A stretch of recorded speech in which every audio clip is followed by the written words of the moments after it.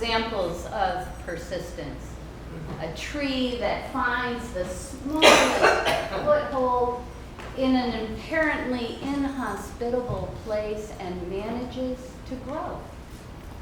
And Harvey Milk, who found himself in an inhospitable country and found a way to be who he was with power and grace and inspiration that we remember today.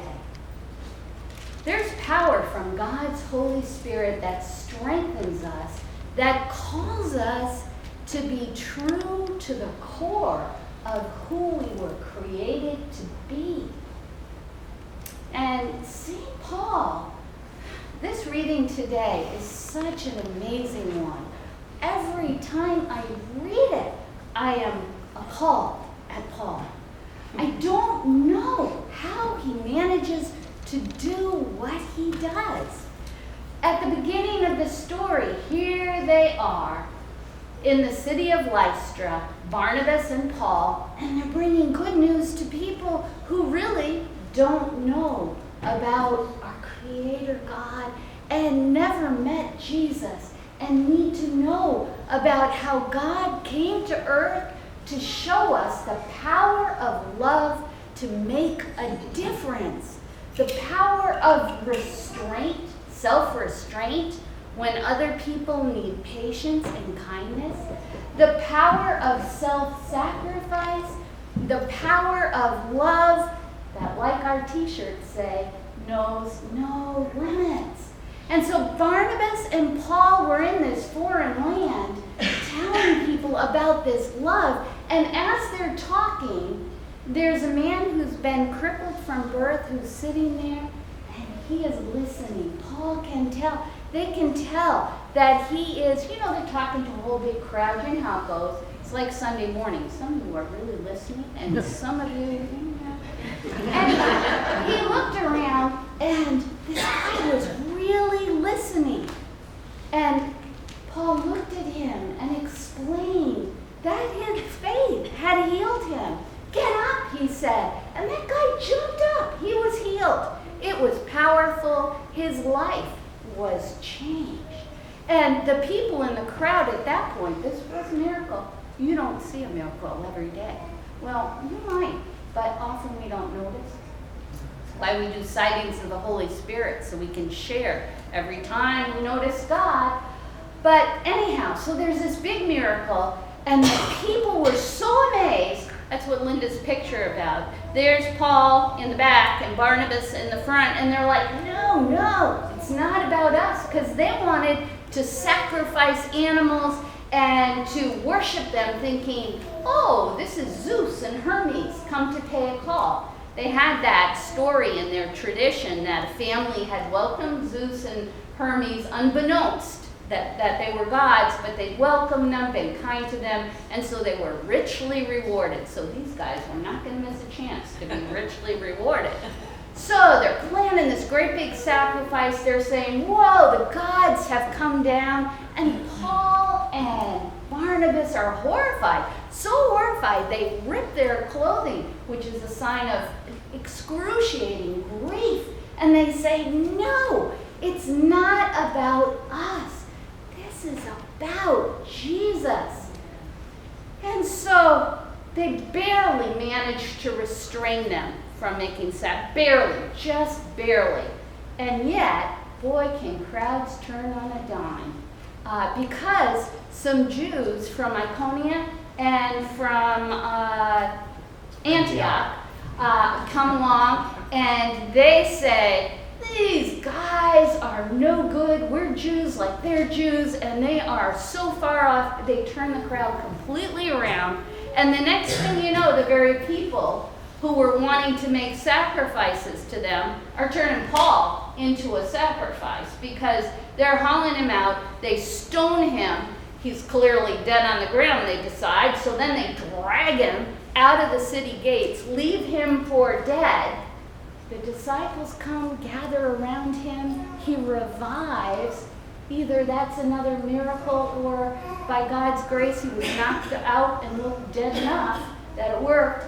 But in any event, he gets up. Now here is the miracle. when he gets out, he doesn't say, what would you say? I'd be inclined to say, whoa, let's get out of here. But he doesn't. He gets up after being stoned in Lystra, and he goes back into that city. Holy smokes! Where did he get that strength, that grace?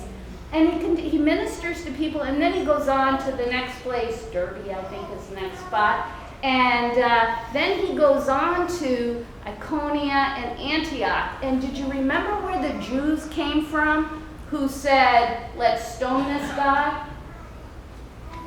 Iconium and Antioch. So when he leaves the place where he was stoned, after he finally goes back in, he leaves there, he goes on to the place where the people came from who stirred up the crowd to stone him, and he ministers there. Holy smokes, how does he do that? How does he have the resolve to do that?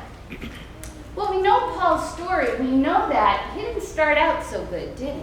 He was the one who was trying to round up, and he was being a good Jew. He was doing what he thought he was supposed to do, because boy, was he a good church guy. And clearly everybody else who believed differently than he did was due big trouble. And so he was the guy who rounded up Christians, hauled them out of their houses, brought them to prison. When they stoned St. Stephen for preaching about Christ and sharing that good news, when they stoned him, there was Paul saying, I'll watch the coats, guys, while you knock this guy down.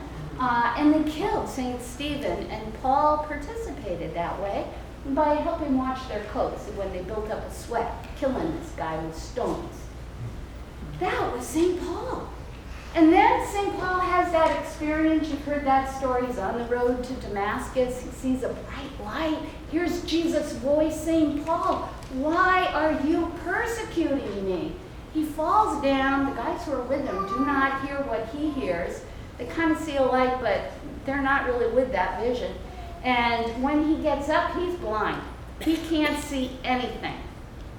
He goes to a house in the town, and he's lying there blind. Meanwhile, Ananias, a Christian soul, a man in that city, hears from God that he's supposed to go to Paul, put his hands on his eyes, and heal him.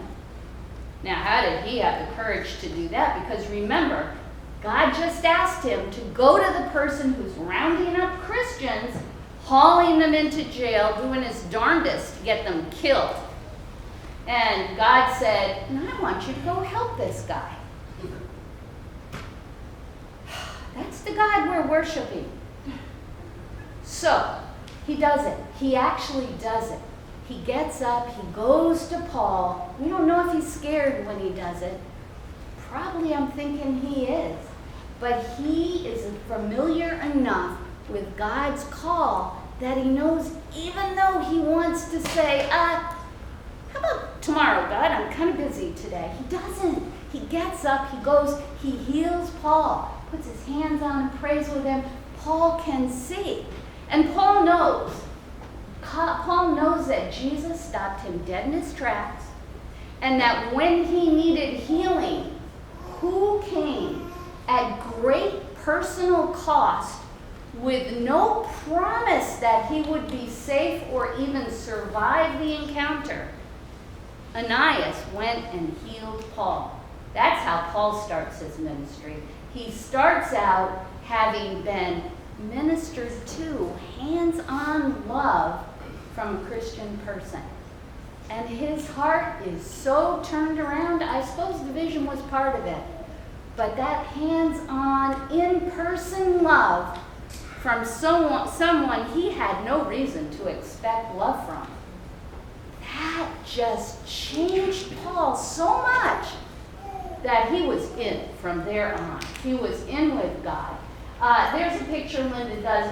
There's Paul. We're told Paul wasn't very good looking, and he's not a good looking guy, and he really doesn't look good looking here because he's beat up. So we've got a Band-Aid on it. But he was so beat up, and yet beat up, almost destroyed. He is not destroyed.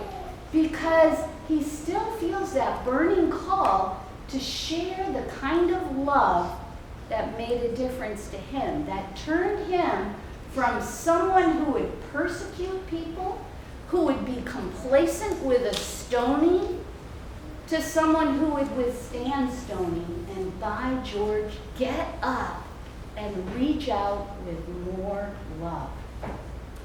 The healing that happened in this story is really important because that was the first time we're hearing about someone who didn't walk around with Jesus, maybe heard of Jesus, but was not one of the original disciples, that person is able to heal. And that person is able to speak so powerfully of God's love that lives are changed. And why are lives changed? Because someone's not saying, yeah, I'm going to go to church Sunday, but gosh, 10 o'clock is early. And I really might want to sleep in, so maybe I'll come. Paul is able to change lives because he says, the love I've received, the power in my life, and the people who ministered to me when I had no right to expect it, have so changed me that I have got to share that love. I've got to reach out, and it might not be safe, but I'm going to do it. Now, is that just something that happened a long time ago and can never happen again?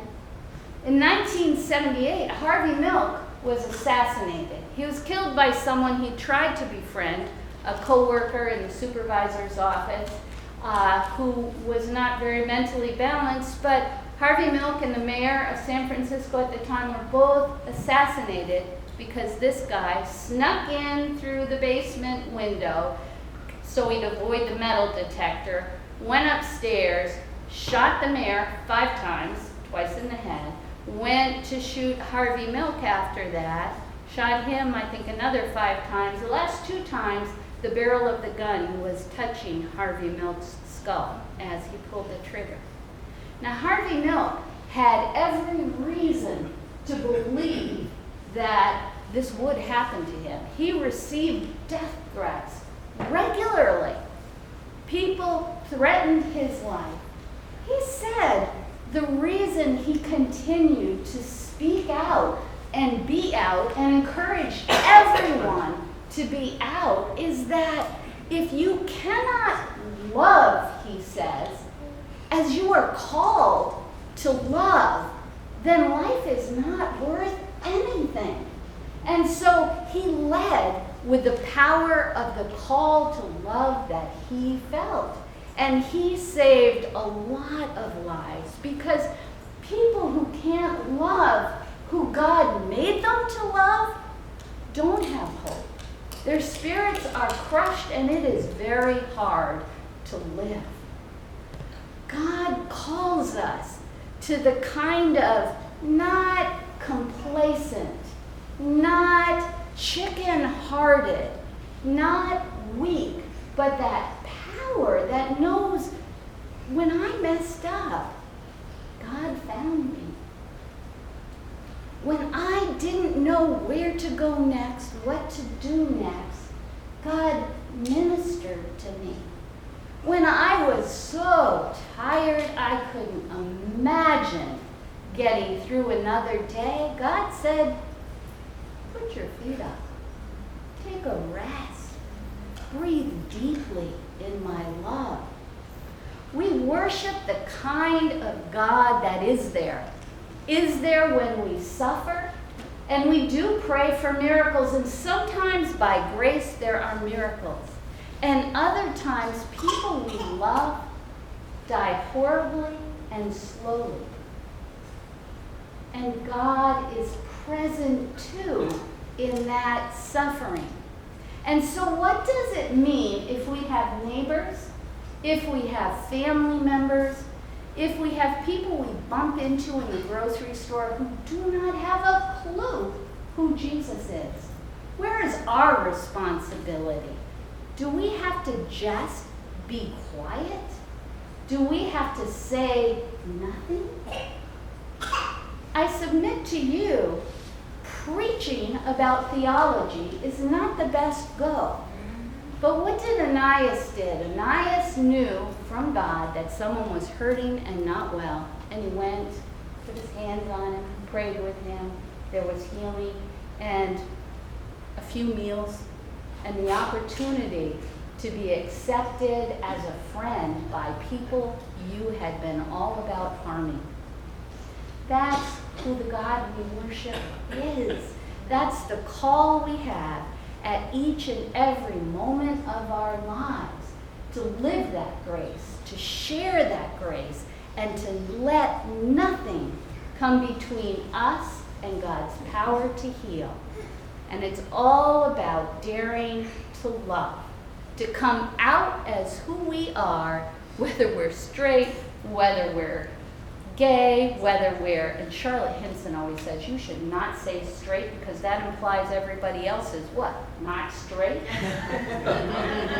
Whoever we are, however we are called to love and connect, we are called to share that, to witness to that, and to make sure that no person does not know that we have a place, because God made that place. In Jesus' name, amen. Amen.